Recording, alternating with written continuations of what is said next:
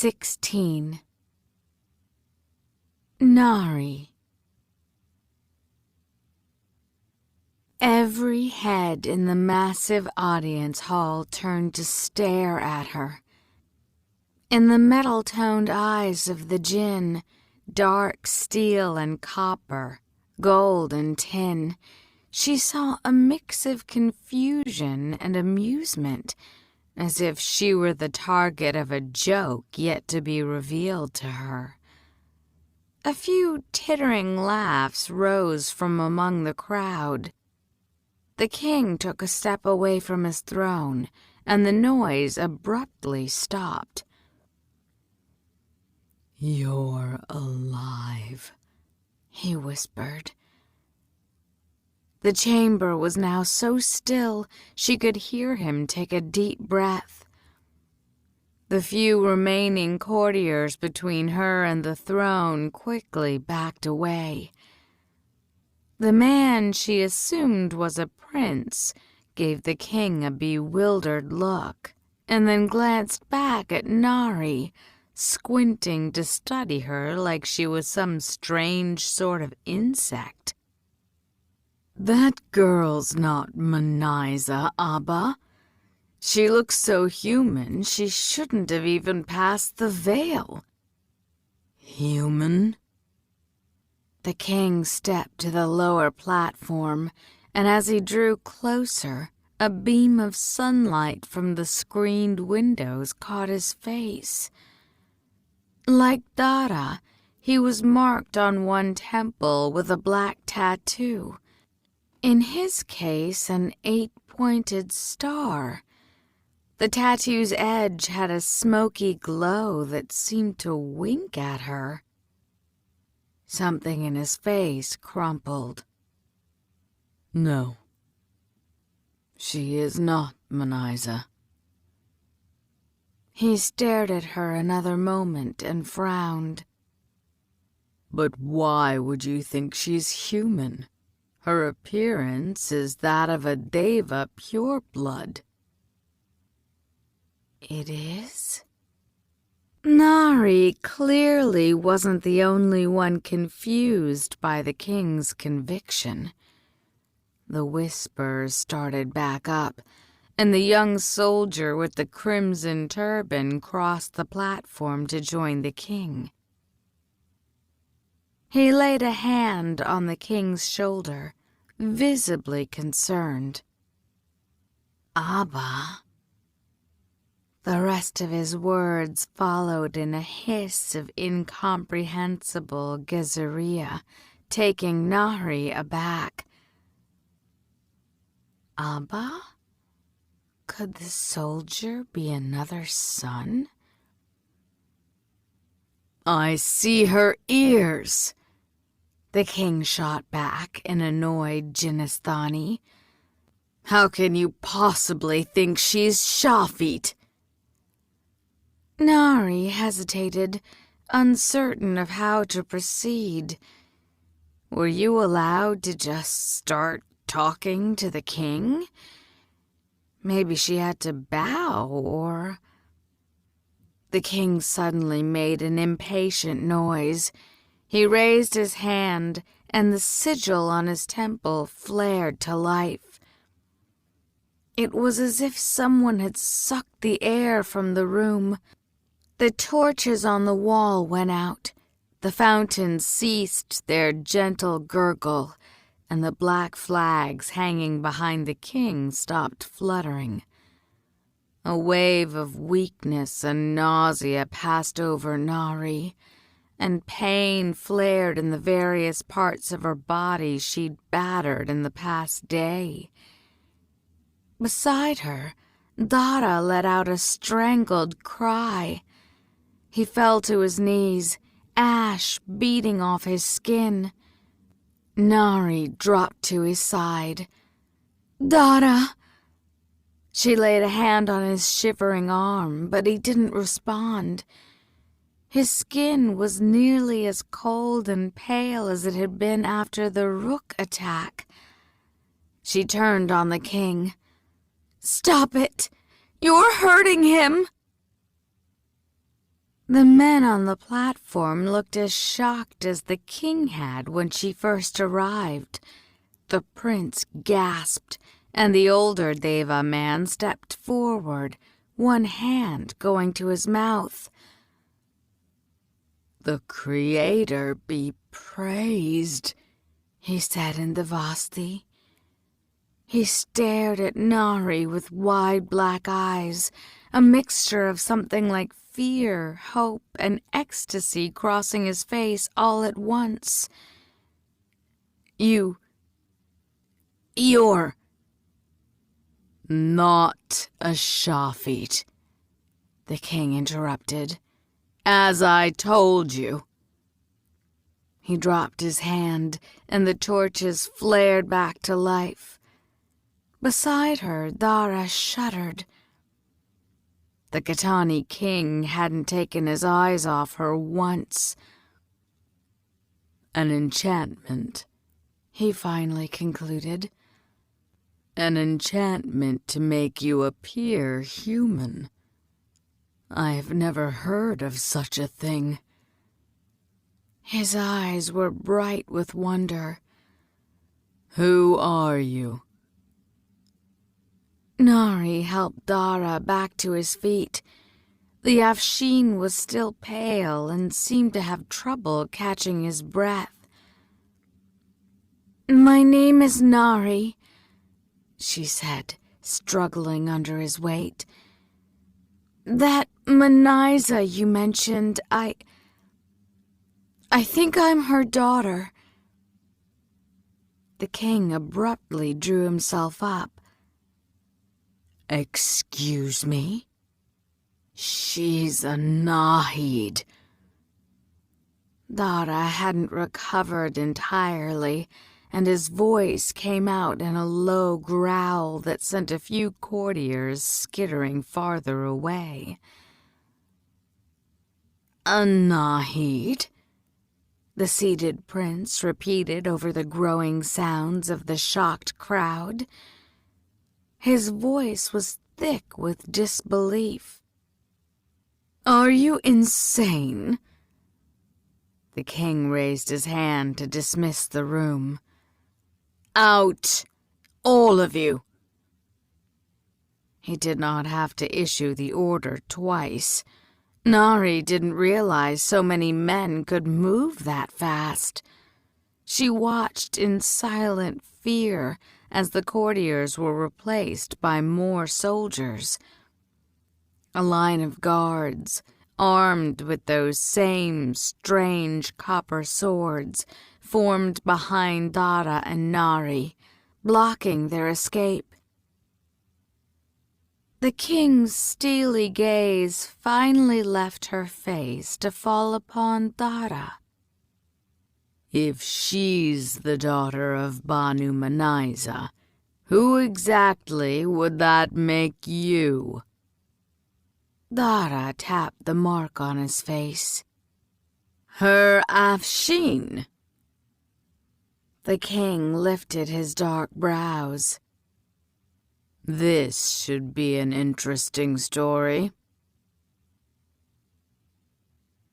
"None of this makes any sense," the prince declared when Dara and Nahri finally fell silent. "Ifrit conspiracy, Rook assassins, the Gozan rising from its banks to howl at the moon. A captivating tale, to be sure. Perhaps it will earn you entrance to the Actors' Guild." The king shrugged. "Oh, I don't know. The best tales always have at least a kernel of truth." Dara bristled. "Should you not have your own witnesses to the events at Gozan? Surely you have scouts there. Otherwise an army could be assembling at your threshold with you none the wiser." "I'll consider that professional advice," the king replied, his tone light. He'd remained impassive as they spoke. It is a remarkable story, however. There's no denying the girl is under some sort of curse. That she should be plainly pure-blooded to me while appearing Shafi to the rest of you. He studied her again. And she does resemble Banu Manaiza, he admitted, a hint of emotion stealing into his voice. Strikingly so. And what of it? The prince countered. But you can't really believe Manaiza had a secret daughter. Manaiza? The woman used to give plague sores to men who looked too long upon her face. Nahri would not have minded such an ability right now. She'd spent the last day being attacked by various creatures and had little patience for the Katani's doubt. Do you want proof that I'm a Nahid? She demanded. She pointed at the curved dagger sheathed at the prince's waist. Toss that over and I'll heal before your eyes. Dara stepped in front of her and the air smoked. That would be extremely unwise. The young soldier or prince or whoever he was, the one with the scruffy beard and hostile expression, immediately edged closer to the prince. He dropped his hand to the hilt of his copper sword. Alizade, the king warned. Enough. And calm yourself, Afshin. Believe it or not, Gaziri hospitality does not involve stabbing our guests. At least not before we've been properly introduced. He gave Nahri a sardonic smile and touched his chest. I am King Ghassan al-Katani, as you surely know. These are my sons, Emir Muntadir and Prince Alizade. He pointed to the seated prince and the scowling young swordsman before gesturing to the older Deva man. And this is my Grand Wazir, Kaveh-i Pramukh. It was his son, Jamshid, who escorted you to the palace.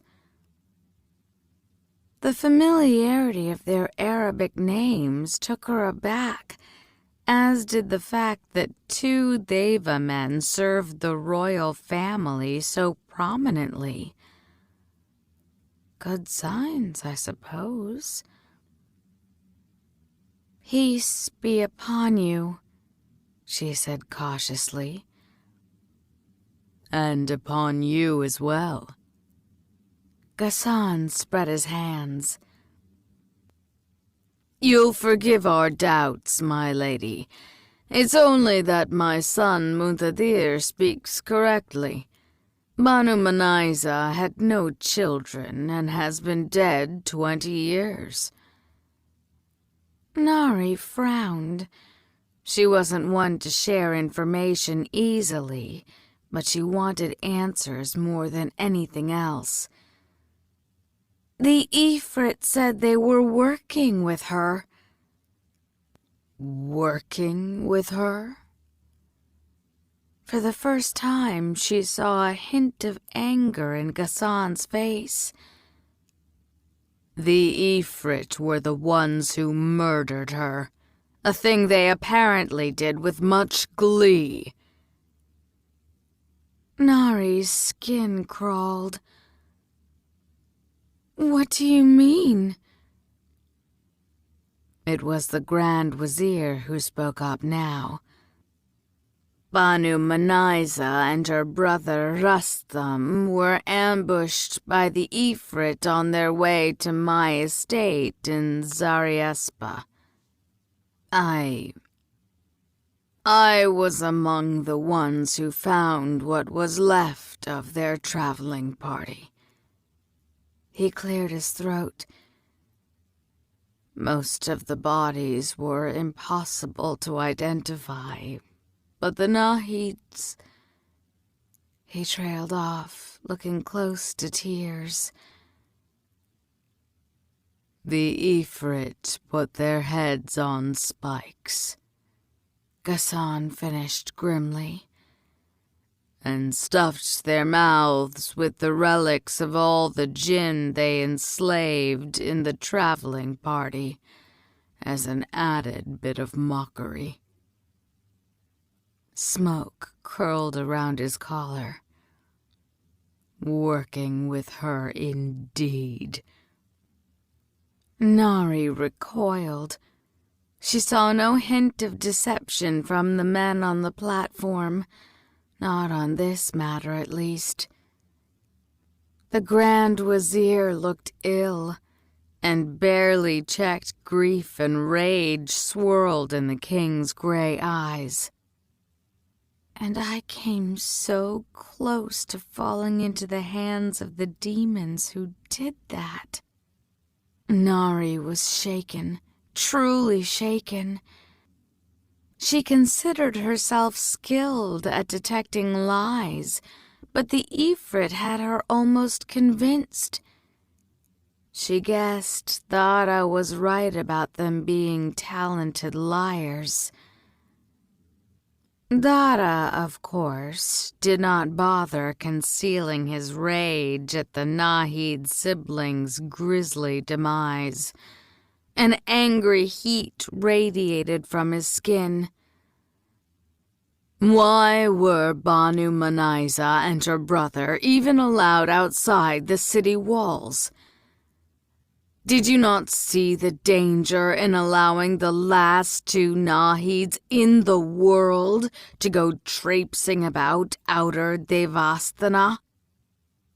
Emir Muntadir's eyes flashed.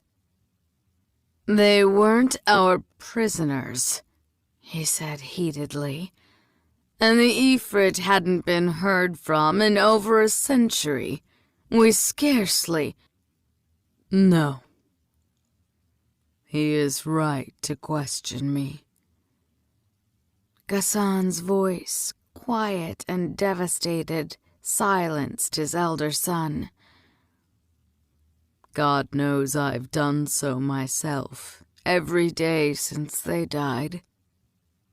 He leaned back against his throne, suddenly looking older. It should have been Rustam alone.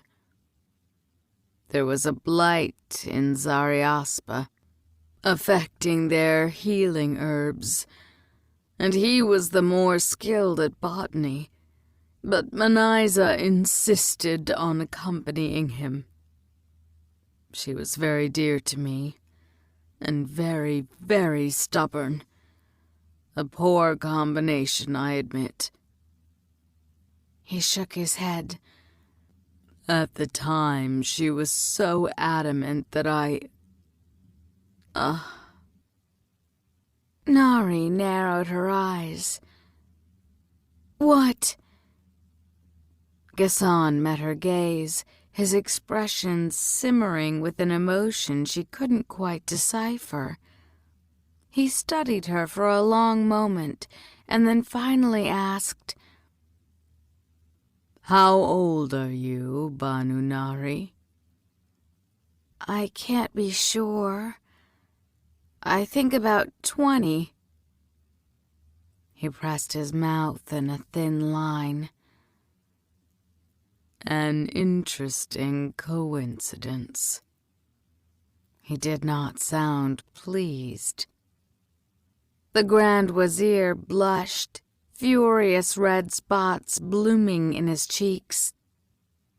My king, surely you do not mean to suggest that Banu Manaiza, one of Suleiman's blessed and a woman of unimpeachable morals, had sudden cause 20 years ago to flee Daevabad for a distant mountain estate where she'd be surrounded by discreet and utterly loyal fellow Devas? He He arched an eyebrow. Stranger things have happened. The meaning of their conversation suddenly became clear. A flicker of hope, stupid, naive hope, rose in Nahri's chest before she could squash it down. Then, my father, is he still alive? Does he live in Daevabad? She couldn't hide the desperation in her voice.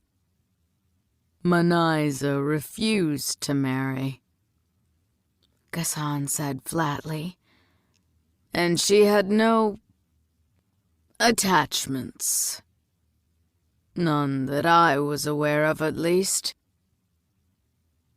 It was a curt answer that brooked no room for further discussion, but Nahri frowned, trying to puzzle things out.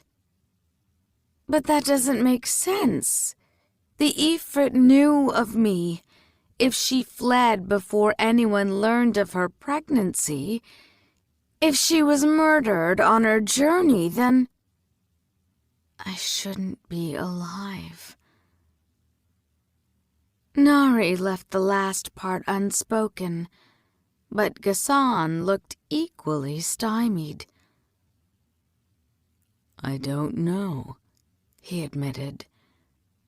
Perhaps you were born while they were still traveling, but I cannot imagine how you survived, let alone wound up in a human city on the other side of the world. He raised his hands. We might never have those answers. I only pray that your mother's final moments may have been lightened by the knowledge that her daughter lived. Someone must have saved her, Dara pointed out. The king raised his hands. Your guess is as good as mine. The curse affecting her appearance is a strong one.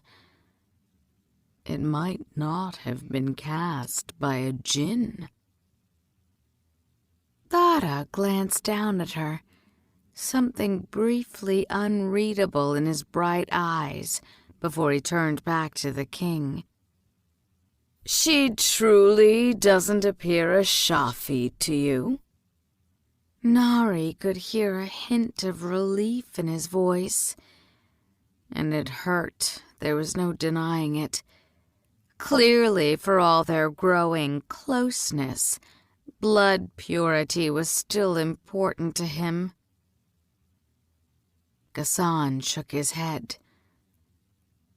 She looks as Deva as you do, and if she's truly the daughter of Banu Manaiza.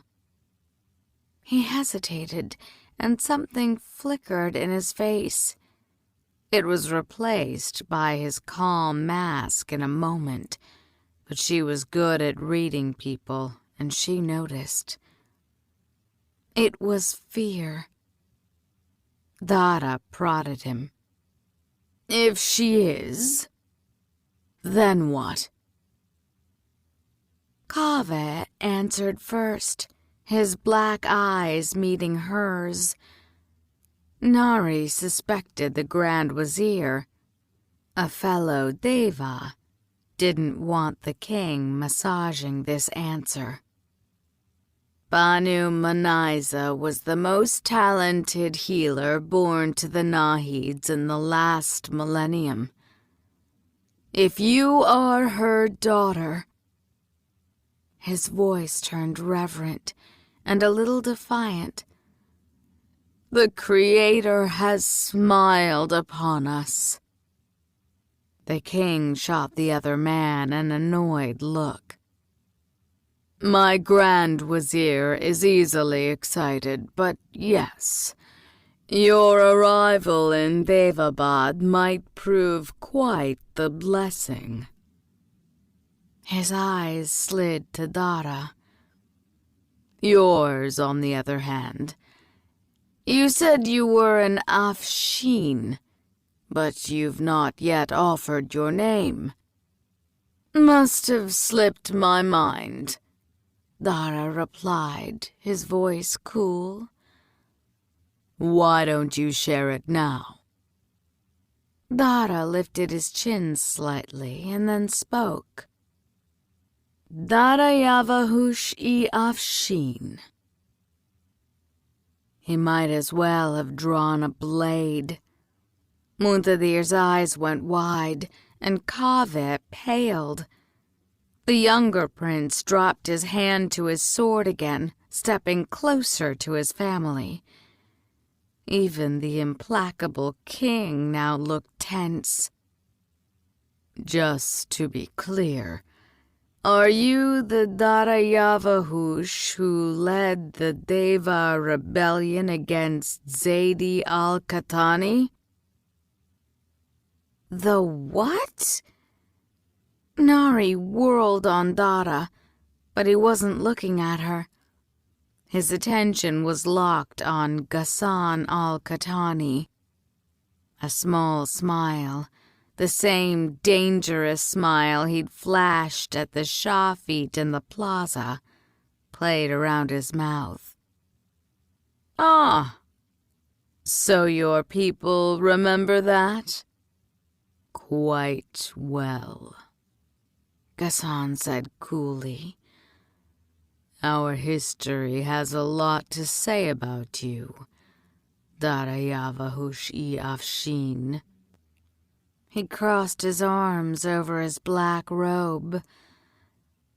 Though I could have sworn one of my ancestors beheaded you at Isbanir.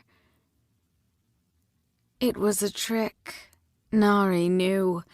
A slight to his honor meant to pull a better answer from the Afshin.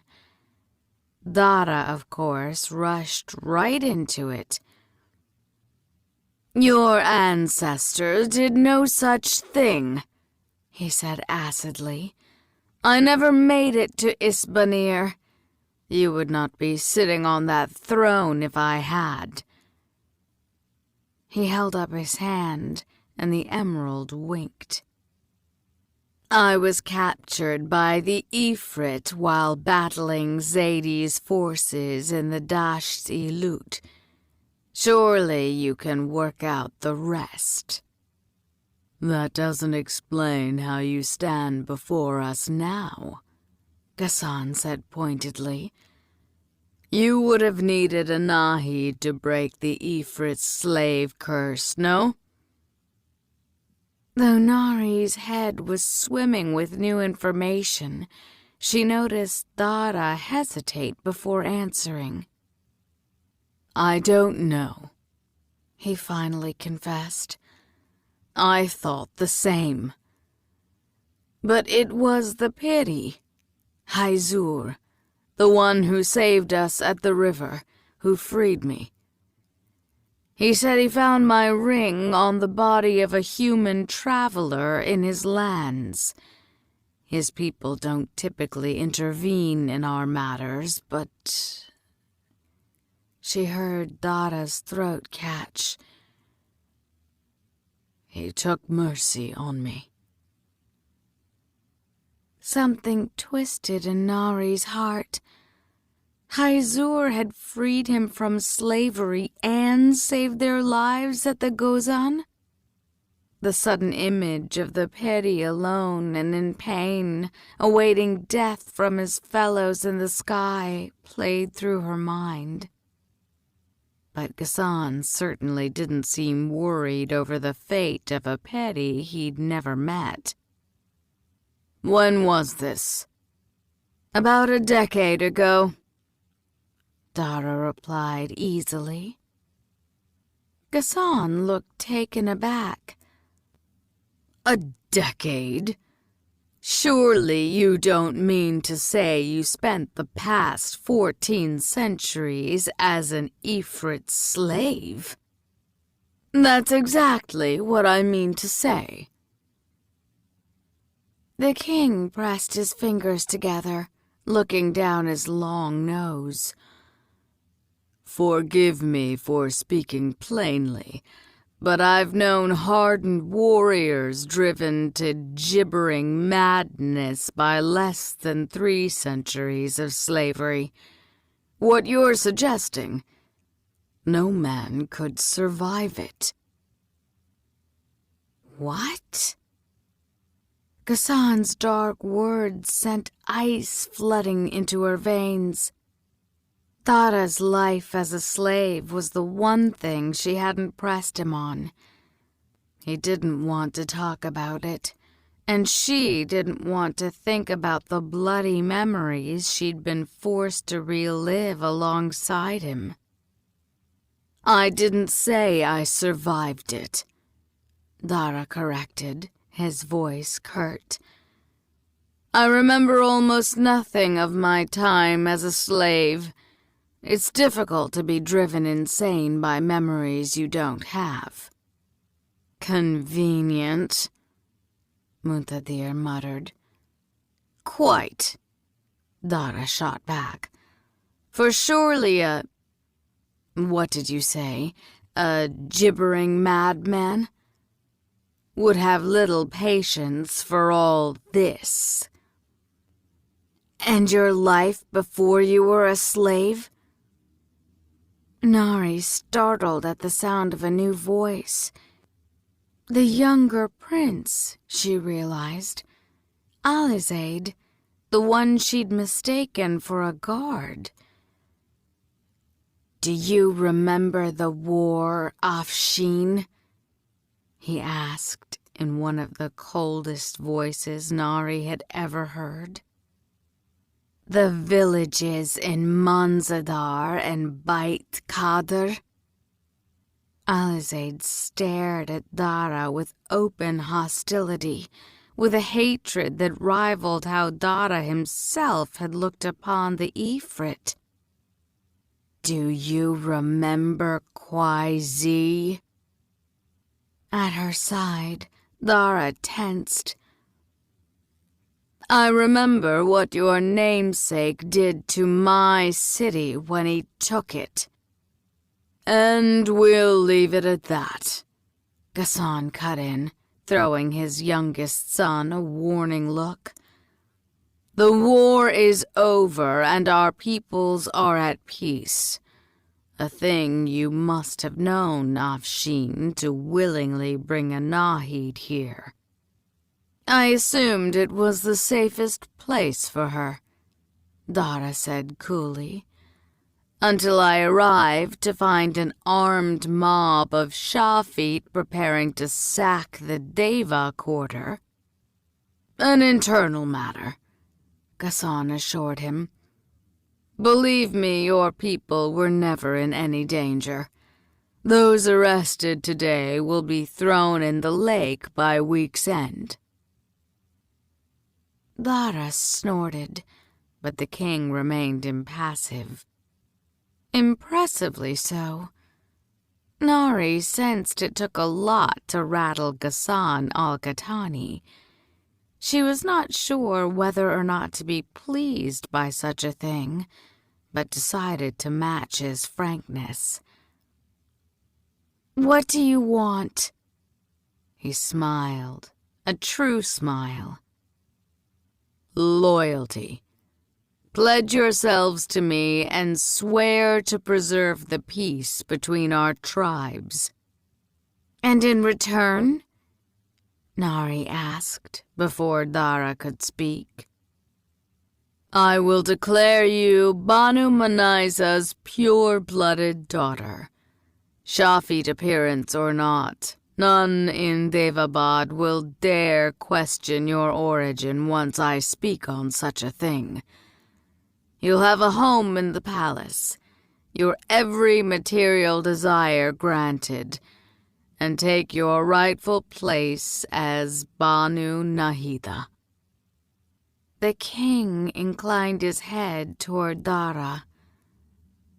"I will formally pardon your Afshin and grant him a pension and position commensurate with his rank. He may even continue to serve you should you wish." Nahri checked her surprise. She could not imagine a better offer, which of course made her distrust it. He was essentially asking for nothing in return for giving her everything she could imagine wanting. Dara dropped his voice. "It's a trick," he warned in Devasti. "You will no sooner bend the knee to that sandfly than he will ask some." "The sandfly speaks perfect Devasti," Ghassan interrupted, "and does not require the bending of any knees. I am Gaziri. My people don't share your tribe's love for overinflated ceremony. For me, your word is sufficient." Nahri hesitated. She glanced again at the soldiers behind them. She and Dara were thoroughly outnumbered by the royal guard, not to mention the young prince clearly itching for a fight. However abhorrent the thought was to Dara, this was Ghassan's city. And Nahri hadn't survived this long without learning to recognize when she was outmatched. "You have my word," she said. "Excellent. May God strike us both down if we break it."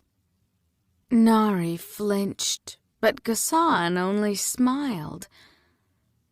"And now that we have that unpleasantness behind us, may I be honest? You both look terrible. Banu Nahida, there appears to be a journey's worth of blood on your clothes alone." "I'm fine," she insisted. "It's not all mine." Kaveh blanched, but the king laughed. "I do believe I'm going to like you, Banu Nahri." He studied her for another moment. "You said you were from the country of the Nile?" "Yes." "Tatakalam Arabi?" The king's Arabic was rough but comprehensible. Surprised, she nonetheless replied, "Of course." "I thought so. It is one of our liturgical languages."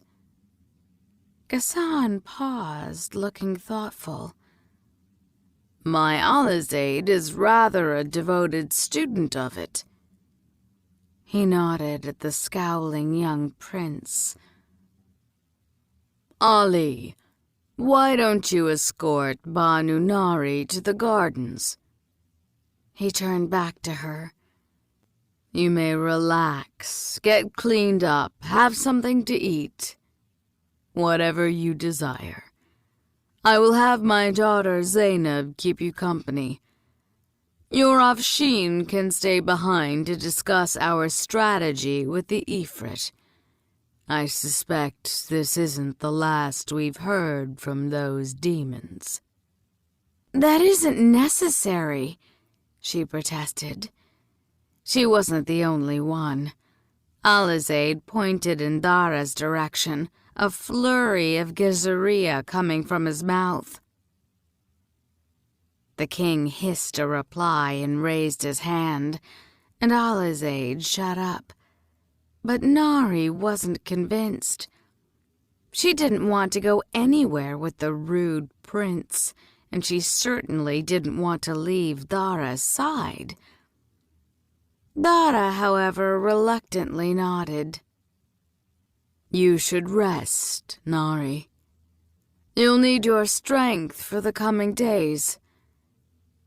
"And you won't?" "Oddly enough, I am perfectly well." He squeezed her hand, sending a rush of warmth straight to her heart. "Go," he urged. "I promise not to go to war without your permission." he added with a sharp smile at the Katanis. As Dara released her hand, she caught sight of the king's careful gaze on the two of them. Ghassan nodded at her, and she followed the prince through an enormous set of doors. Alizade was halfway down the wide arcaded corridor by the time she reached him. She jogged, trying to keep up with his long strides while casting curious glances at the rest of the palace. What she saw was well maintained, but she could sense the age of the ancient stone and crumbling facades. A pair of servants bowed low as they passed, but the prince didn't seem to notice. He kept his head down as they walked. He clearly hadn't inherited his father's diplomatic warmth, and the openly hostile way he had spoken to Dara made her nervous. Nahri sneaked a look at him from the corner of her eye. Young was her first impression. His hands clasped behind his back and his shoulders hunched. Alizade carried his lanky body as if he'd recently sprouted into his alarming height and was still getting used to it. He had a long, elegant face, one that might have even been handsome had it not been furrowed in a scowl. His chin was scruffy, more the hope of a beard than anything substantial. Besides the copper scimitar, a hooked dagger was tucked in his belt, and Nahri thought she caught sight of another small knife bound to his ankle. He glanced over, probably in the hope of studying her in a similar fashion, but their eyes caught, and he quickly looked away. Nahri cringed as the silence between them grew more strained. But he was the king's son, and she was not easily deterred. "So," she started in Arabic, remembering what Ghassan said about him studying the language. "Think your father's going to kill us?" She'd meant it as a poor joke to lighten the mood, but Alizade's face twisted in open displeasure. "No." The fact that he answered so easily, like he'd been mulling over the question himself, shocked her out of her feigned casualness. "You sound disappointed." Alizade gave her a dark look. "Your Afshin is a monster. He deserves to lose his head 100 times over for the crimes he's committed." Nahri startled, but before she could respond, the prince pulled open a door and beckoned her through. "Come." The sudden appearance of the late afternoon light dazzled her eyes. The lilt of birdsong and monkey calls broke the quiet, occasionally cresting into the croak of a frog and the rustle of crickets. The air was warm and moist, so fragrant with the aroma of rose blossoms, rich soil, and wet wood that her nose stung. As her eyes adjusted to the light, her amazement only grew. What stretched before them could hardly be called a garden. It was as vast and wild as the feral woods she and Dara had journeyed through, more like a jungle intent on devouring its garden roots. Dark vines sprawled from its depths like lapping tongues, swallowing the crumbling remains of fountains and ensnaring defenseless fruit trees. Flowers in near violent hues, a crimson that shone like blood, a speckled indigo like a starry night, bloomed across the ground. A pair of spiky date palms glittered in the sun before her, made entirely of glass, she realized, their plump fruit a golden jewel. Something swooped overhead, and Nahri ducked as a four-winged bird, its feathers the variants of colors one would see in a setting sun, flew past. It vanished into the trees with a low growl that could have come from a lion 10 times its size, and Nahri jumped. "This is your garden?" she asked in disbelief. A tiled path stretched before them, broken by gnarled, thorned roots and shrouded by moss. Tiny glass globes filled with dancing flames floated over it, illuminating its twisting route into the garden's dark heart. Alizade looked insulted. "I suppose my people don't keep the gardens as immaculate as your ancestors did. We find ruling the city to be a more appropriate use of time than horticulture." Nahri was losing patience with this royal brat. "So, Gaziri hospitality doesn't involve stabbing your guests, but does allow for threats and insults?" she asked with mock sweetness. "How fascinating!" Alizade looked taken aback. "I apologize," he finally muttered. "That was rude." He stared at his feet and motioned toward the path. "If you please." Nahri smiled, feeling vindicated, and they continued. The path turned into a stony bridge hanging low over a glimmering canal. She glanced down as they crossed. The water was the clearest she'd ever seen, gurgling over smooth rocks and shining pebbles. Before long, they came upon a squat stone building rising from the vines and crowded trees. It was painted a cheerful blue with columns the color of cherries. Steam seeped from the windows, and a small herb garden hugged its exterior. 2 young girls knelt among the bushes, weeding and filling a thatched basket with delicate purple petals.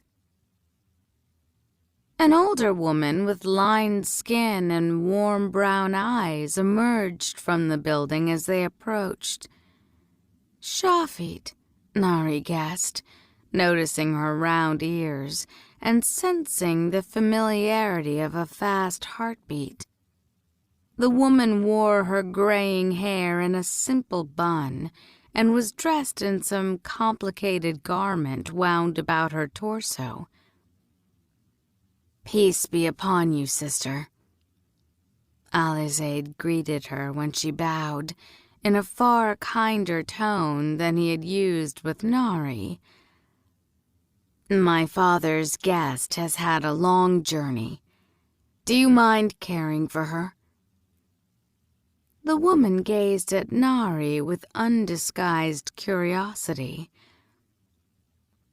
"It would be an honor, my prince." Alizade briefly met her eyes.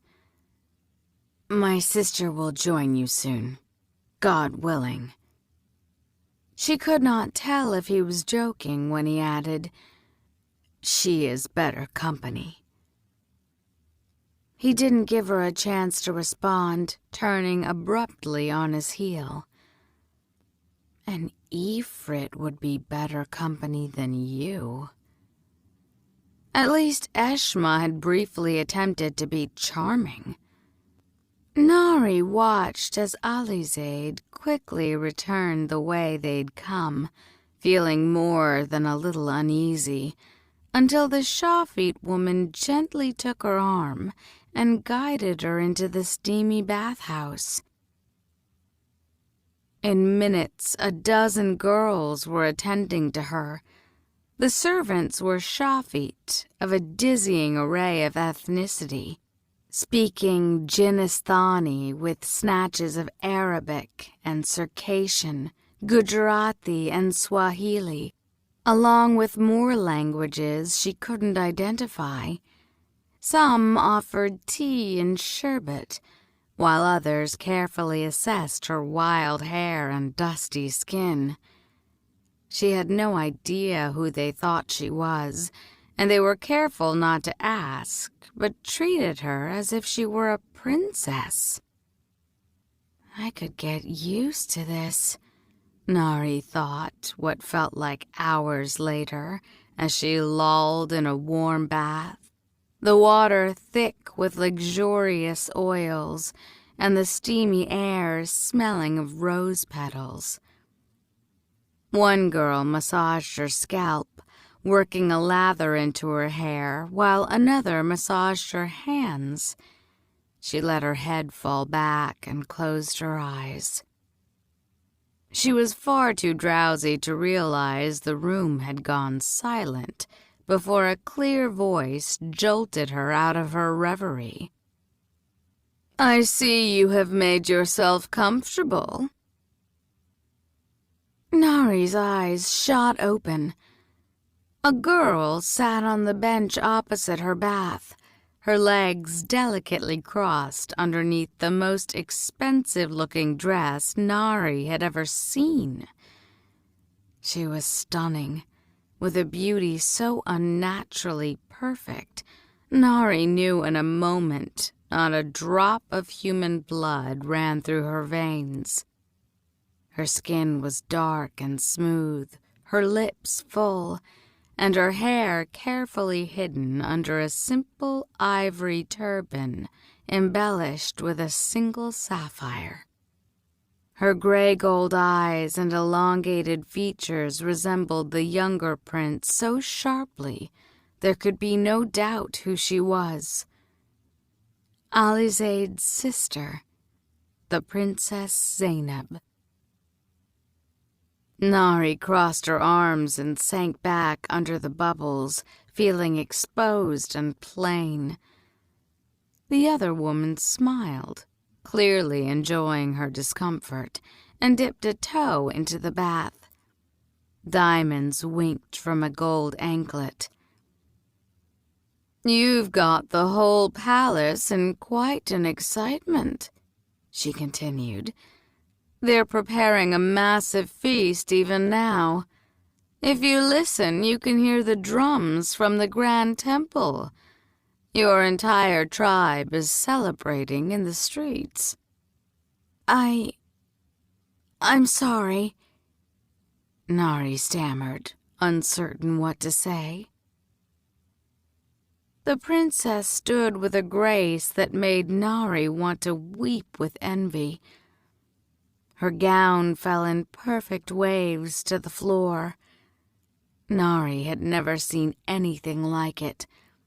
A rose-pink net as fine as a spider's web, spun into a delicate floral pattern interlaced with seed pearls and laid over a deep purple sheath. It didn't look like something made by human hands, that was for certain. "Nonsense," Zainab replied. "There's no need to apologize. You are my father's guest. It pleases me to see you content." She beckoned toward a servant bearing a silver tray, plucking a powdery white confection from it and slipping it into her mouth without getting a speck of sugar on her painted lips. She glanced at the servant. "Have you offered any to the Banu Nahida?" The girl gasped and dropped the tray. It clattered to the ground, and a pastry rolled into the scented water. The servant's eyes were as wide as saucers. "The Banu Nahida?" "Apparently so." Zainab gave Nahri a conspiratorial smile, a wicked gleam in her eyes. "Manaiza's own daughter, bewitched to look human. Exciting, isn't it?" She gestured at the tray. "Better clean that quickly, girl. You've gossip to spread." She turned back to Nahri with a shrug. "Nothing interesting ever happens around here." The studied casualness with which the princess revealed her identity left Nahri momentarily speechless with anger. "She's testing me." Nahri checked her temper and reminded herself of Dara's story about her origins. "I was raised a simple human servant, saved by the Afshin and brought to a magical world I barely understand. React like that girl would." Nahri forced an embarrassed smile, realizing this was only the first of many games she'd be playing in the palace. "Oh, I don't know how interesting I am." She gazed at Zainab in open admiration. "I've never met a princess before. You're so beautiful, my lady." Zainab's eyes lightened with pleasure. "Thank you, but please, call me Zainab. We're to be companions here, aren't we?" God protect me from such a fate. "Of course," she agreed, "if you will call me Nahri." "Nahri it is." Zainab smiled and gestured her forth. "Come, you must be famished. I will have food brought to the gardens." She was more thirsty than famished. The heat of the bath had sucked every last bit of moisture from her skin. She glanced around, but her destroyed clothes were nowhere to be seen, and she had little desire to reveal more of herself before the frighteningly striking princess. "Oh, come, there's no reason to be shy." Zainab laughed, accurately guessing her thoughts. Mercifully, one of the servants reappeared at the same time, bearing a silken sky-blue robe. Nahri slipped into it, and then followed Zainab out of the bathhouse and along a stone path through the wild garden. The collar of Zainab's dress dropped low enough to expose the back of her elegant neck, and Nahri could not help but study the golden clasps of the two necklaces she wore. They looked delicate, fragile. "Stop," she chided herself. "Alizaid fears he has already offended you," Zainab said as she led Nahri to a wooden pavilion that seemed to appear from out of nowhere, perched over a clear pool. "I apologize. He has the unfortunate tendency to say exactly what's on his mind." The pavilion was lined with a thick embroidered carpet and plush cushions. Nahri sank into them without instruction. "I thought honesty a virtue." "Not always." Zainab sat down across from her, elegantly folding herself onto a cushion. He did tell me about your journey, however. What a grand adventure that must have been." The princess smiled. "I could not resist the urge to peek in my father's court to see the Afshin before I came here. God forgive me, but that's a beautiful man. Even more handsome than the legends say." She shrugged. "Although I guess that's to be expected from a slave." "Why would you say that?" Nahri asked, the question coming out sharper than she intended. Zainab frowned. "Do you not know?" When Nahri said nothing, she continued. "Well, that's part of the curse, is it not? To make them more alluring to their human masters?" Dara hadn't told her that, and the thought of the handsome Deva forced to obey the whims of a slew of enthralled masters was not something Nahri wished to dwell upon. She bit her lip, wordlessly watching as a handful of servants joined them on the pavilion, each bearing a silver platter loaded with food. The one closest to her, a stout woman with biceps as thick as Nahri's legs, staggered from the weight of her platter and nearly dropped it in Nahri's lap when she set it down. "God be praised," Nahri whispered. There was enough food in front of her to break the fasts of an entire Cairo neighborhood. Piles of saffron-hued rice glistening with buttery fat and studded with dried fruit. Mounds of creamy vegetables, stacks of fried almond-colored patties. There were sheets of flatbread as long as her arms, and small clay bowls filled with more varieties of nuts, herb cheeses, and fruit than she could identify.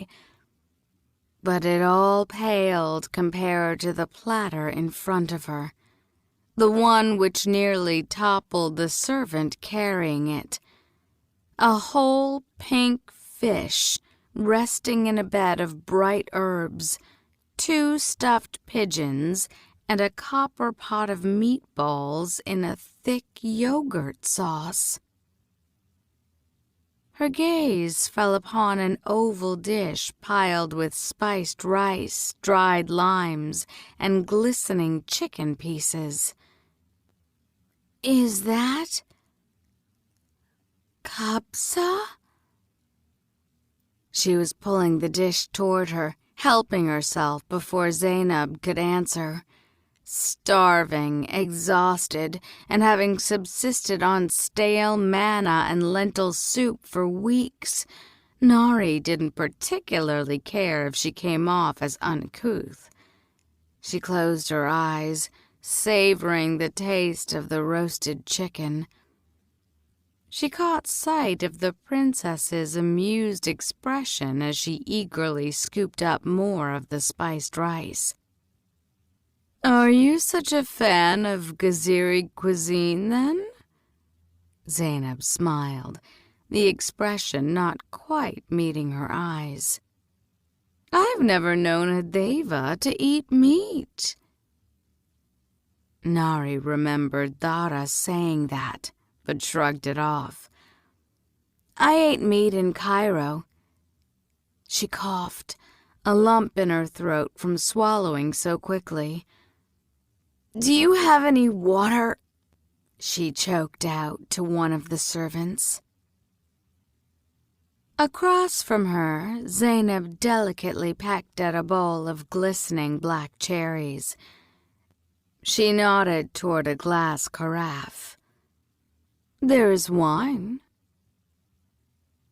Nahri hesitated, still a little leery of alcohol, but as she started to cough again, She decided a few sips wouldn't hurt.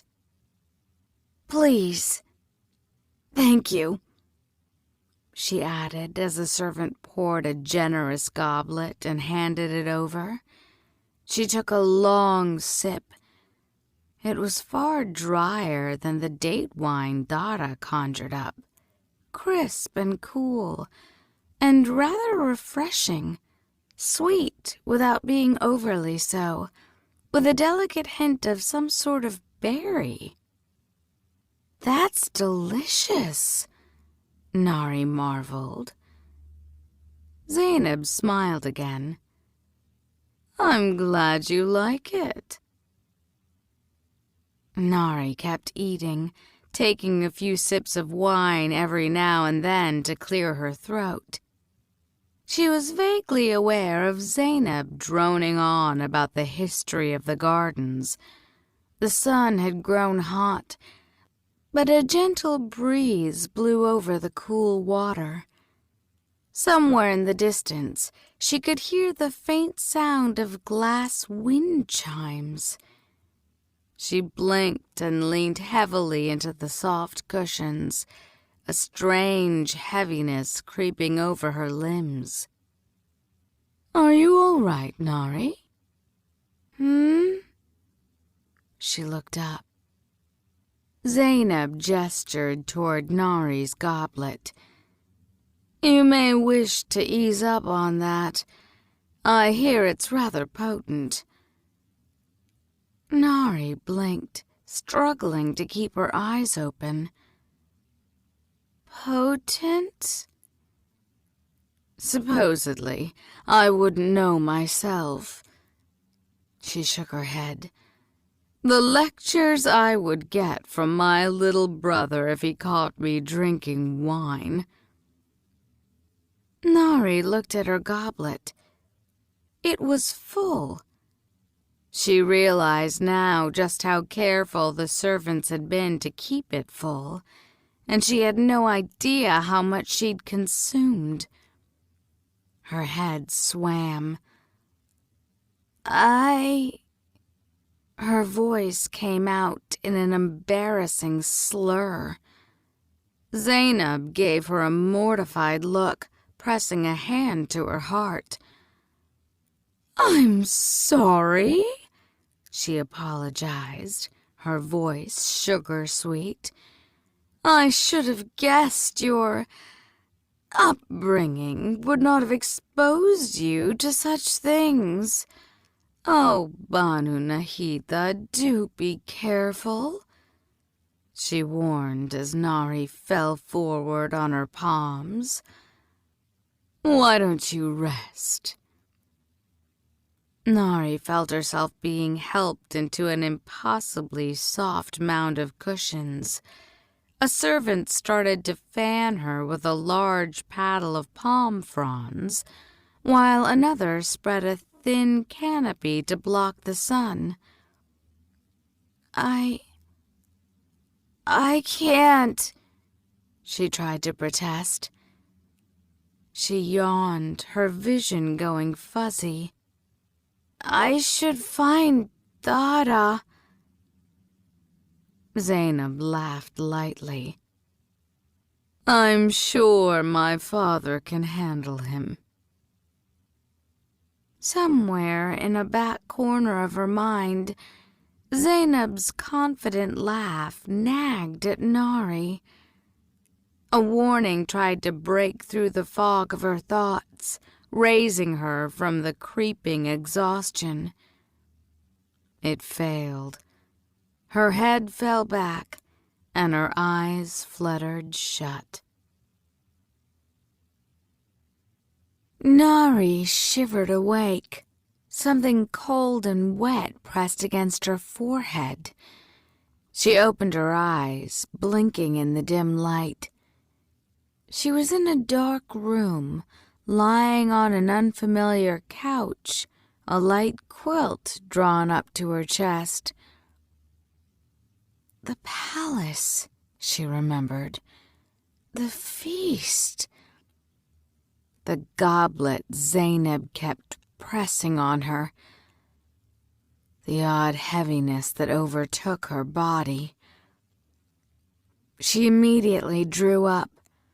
Her head was not pleased at the swiftness of the movement and promptly protested with a pounding ache at the base of her skull. Nahri winced. "Shh, it's all right." A shadow separated itself from a murky corner. A woman, Nahri realized. A Deva woman. Her eyes as dark as Nahri's, and an ash mark upon her brow. Her black hair was pulled into a severe bun, and her face was lined with what looked like equal measures of hard work and age. She approached with a steaming metal cup. "Drink this. It will help." "I don't understand," Nahri muttered, rubbing her aching head. "I was eating, and then—" "I believe the hope was that you would pass out drunk among a pile of meat dishes and embarrass yourself," the woman said lightly. "But you needn't worry. I arrived before any real damage was done." "What?" Nahri pushed the cup away, suddenly less inclined to accept unknown drinks from strangers. "Why would she—" "Who are you?" she demanded, bewildered. A gentle smile lit the woman's face. "Nasreen-e-Kinshur. I was the senior aide to your mother and uncle. I came as soon as I received word, though it took me some time to make my way through the crowd celebrating in the streets." She pressed her fingers together, inclining her brow. "It is an honor to meet you, my lady." Her head still spinning, Nahri wasn't quite sure what to say to that. "Okay," she finally managed. Nasreen motioned to the steaming cup. Whatever it was smelled bitter and a bit like pickled ginger. "That will help, I promise. Your Uncle Rustam's recipe, one that won him many fans among Daevabad's merrymakers. And as for the first part of your question," Nasreen lowered her voice, "you would be wise not to trust the princess. Her mother, Hatset, never had much love for your family." "And what does that have to do with me?" Nahri wanted to protest. She'd been in Daevabad barely a day. Could she really have already earned herself an adversary at the palace? A knock at the door interrupted her thoughts. Nahri looked up as a very familiar and very welcome face peeked in. "You're awake." Dara smiled, looking relieved. "Finally. Feeling any better?" "Not really," Nahri grumbled. She took a sip of the tea and then made a face, setting it down on a low, mirrored table beside her. She swiped at a few of the wild strands of hair sticking to her face as Dara approached. She could only imagine what she looked like. "How long have I been asleep?" "Since yesterday." He sat down beside her. Dara certainly looked well rested. He'd bathed and shaved and was dressed in a long pine green coat that set off his bright eyes. He wore new boots, and as he moved, she caught sight of the saddlebag he placed on the ground. The coat and shoes took on a new meaning. Nahri narrowed her eyes. "Are you going somewhere?" His smile faded. "Lady Nasreen," he asked, turning to the older woman, "forgive me, but would you mind, perhaps, giving us a moment alone?" Nasreen arched one black eyebrow. "Were things so different in your time, Afshin, that you'd be left alone with an unmarried Deva girl?" He pressed a hand against his heart. "I promise I mean nothing scandalous." He smiled again, a slightly rakish grin that made Nahri's heart skip a beat. "Please." Nasreen apparently wasn't immune to the handsome warrior's charms either. Something in her face collapsed, even as her cheeks grew a bit pink. She sighed. "One moment, Afshin." She rose to her feet. "I should probably go check on the workers restoring the infirmary. We'll want to begin training as soon as possible." Training? Nahri's head pounded harder. She'd hoped to have at least a brief respite in Daevabad after their exhausting journey. Overwhelmed, she merely nodded. "But Banu Nahida..." Nasreen paused at the door and glanced back, concern in her black eyes. "Please take better care around the Katanis," she warned gently. "Around anyone not of our tribe." She left, closing the door behind her. Dara turned back to Nahri. "I like her." "You would," Nahri replied. She gestured again to his boots and bag.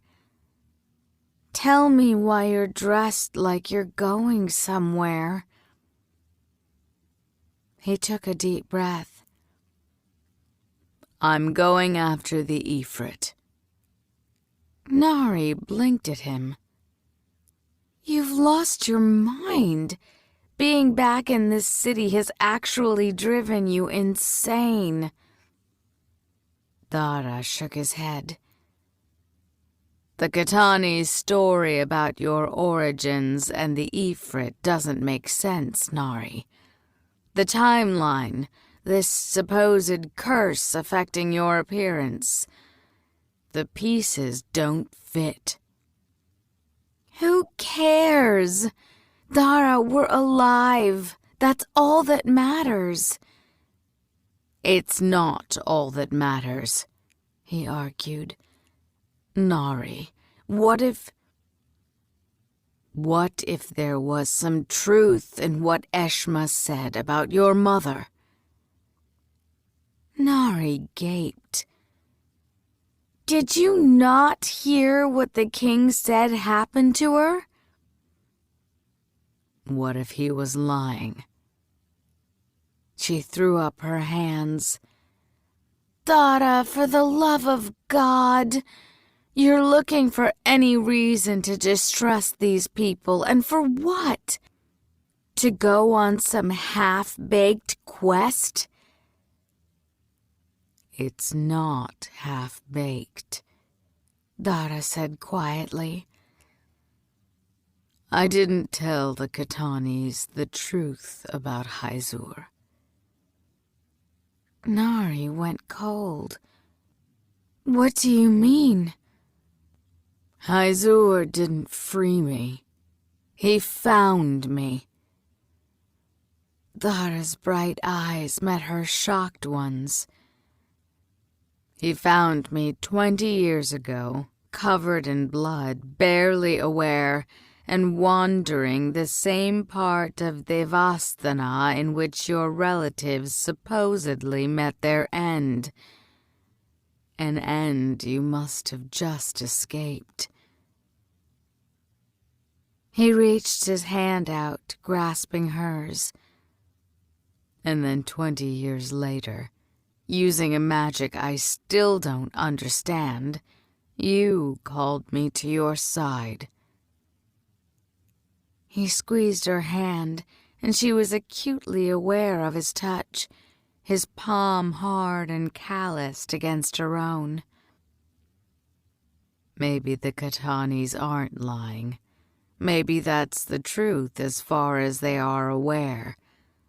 But the Ifrit knew something, and right now that's all we have. There was a hint of pleading in his voice. Someone brought me back, Nahri. Someone saved you. I have to know. Dara, do you not remember how easily they defeated us at the Gozan? Her voice broke in fear. I'm not going to get myself killed, he assured her. Ghassan's giving me 24 of his best men. And as much as it pains me to say this, the Ghaziris are good soldiers.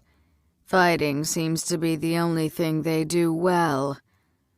Trust me when I say I wish I did not have the experience to know this. She threw him a dark look.